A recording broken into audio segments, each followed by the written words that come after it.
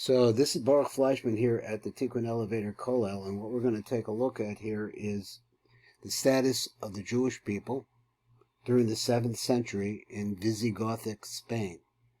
Now, before we look at the previous map, which I think is important, let's just understand who the Visigoths were. In Spanish, they're called the Visigodos. So the Godos were a group of barbarians, what we call today barbarians, but they were non-Christian people who inhabited and had conquered the Iberian Peninsula. Because so they are the basis of what later came to know as a Latinized language, which became known as Spanish. Now, in the last year, we were looking at the Arabian conquest and the rise of Islam. You could see the vast amount of territory that was part of the Arabian world. The Arabs had spread during this period of time, this 100 years, after Muhammad, during the time of Muhammad, and afterwards, all the way over to the Iberian Peninsula here. And they were all the way up into almost even trying to conquer France, where they failed. But this is the Muslim world at that time. All of this. And as we said in the last year, the Jews were living amongst them, and we'll see more as we go along. Two major things to note in the last year is that Byzantium, which is the Eastern Christian Church. The Eastern Christian Church dominated all the way through Greece and the Balkans, all the way into the northern part of Italy, which is in the Venice area, like that. That's as far as Byzantium went, and they were surrounded in other ways by the Muslim world. So we have these two worlds existing in the area called the Mediterranean Basin. Here, all of this Mediterranean Sea and all of this culture is coming from that place. Let's go back to where we were before, and now we're going to be looking at Visigothic Spain. Now, one of the things that we see here is that first, before we read the little bit of blurb here that we have from history of Haim Beinhart, he says that this area, the area by the diagonals, are areas that were originally controlled by Byzantium, and they were taken by the Visigoths in the period between 584 and 585. So you see that the problem with the Visigoths was going way, way back, all the way to the 6th century of the modern era. Now, this light blue then therefore became the kingdom of the Visigoths, and it even heads up into part of what today is Mediterranean France. Here's Marseille. So just to give an idea, and we're going to go over the boxes and some of the history of this idea. And here is a Jewish survival in Visigothic Spain. The persecution of the Jews in Visigothic Spain began when the Visigoths converted to Catholicism. So this is the influence of the Romans. The Romans' influence changed from one of military dominance to the passive church, the idea of Catholicism, and many, many converts. During the reign of King Recared, which is apparently in the year 586, from then on the church councils enacted a number of anti-Jewish laws with the intention of eliminating the Jewish community. Now you're talking about something 1,500 years ago, more or less. Have you ever heard this before? King Visigoth, supported by the church councils, inaugurated a series of stringent anti-Jewish laws in the year 612. The Jewish population was first forced to convert, and even then, as converts, they were burdened with many restrictions. As you're going to see, there's a concept of a crypto-Jew that goes all the way back, 1,500 years. We're not talking about the time of the Inquisition. We're not talking about that time. We're talking about a time 1,000 years before that. It was already happening. Let me turn this off here. So he says, the Jewish population was forced to convert, and even then as converts, they were considered to be suspicious. They were burdened with many restrictions. Now you begin to see, as you listen to this, and listen to many things, we listen to racism against Jews promulgated by the church, goes all the way back.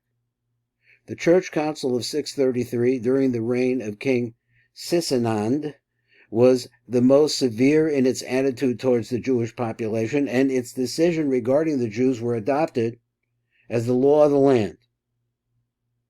9 basic laws, and they're contained in paragraph 57 to 65 of this code, establish a legal network against the Jews and the crypto-Jews at the same time.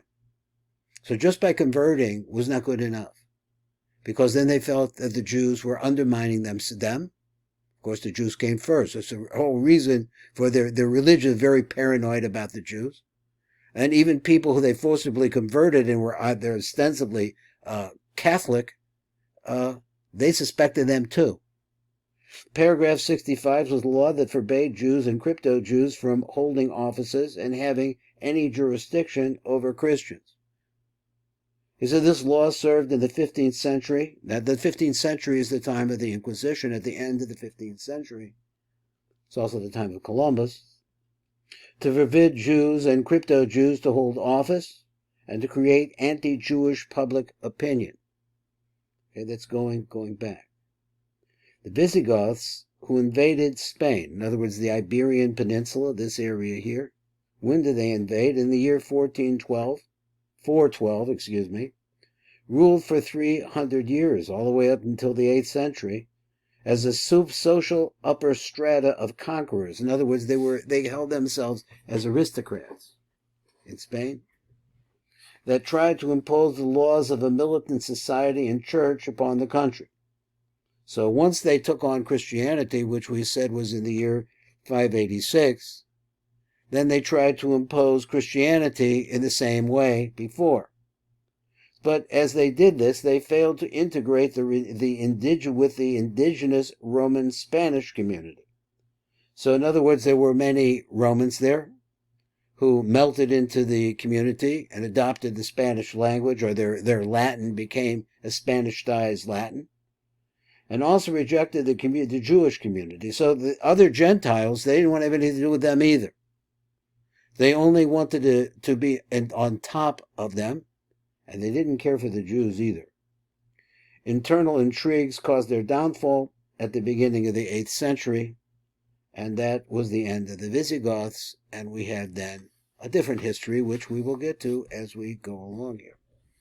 Now let's come over here, and he has these nice little vignettes, and he shows you where they were taking place. In the year 589, Third Church Council of Toledo. Here is Toledo, which is today, or has the remnant of a very large and developed Jewish community. King Ricard declares Catholicism the sole religion of the country. Does this sound familiar? Now let me see if I can bring this down a little bit more.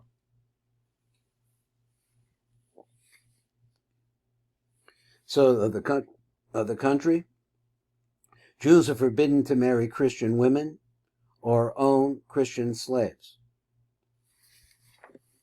Number 2, and he's pointing towards this place called Narbonne, which today is part of France.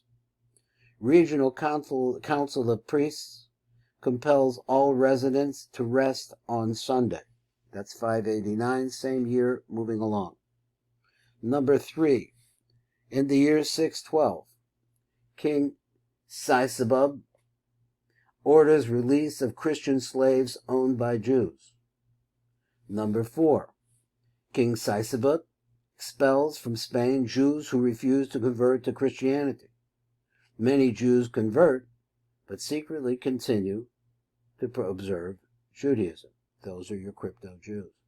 That was the object, as we are going to see as we go along, of the Inquisition that took place 900 years later. The last one here is in the year 633, the Fourth Church Council of Toledo, back in Toledo again. Toledo apparently is a big place for Christianity at this time. Restrictions against Jews and persecution of crypto-Jews. These are Jewish communities throughout, and we'll see some more as we go on. This is Baruch Fleischman, Tiguan Elevator Kollel, reading Haim Beinhart. an atlas of medieval Jewish communities.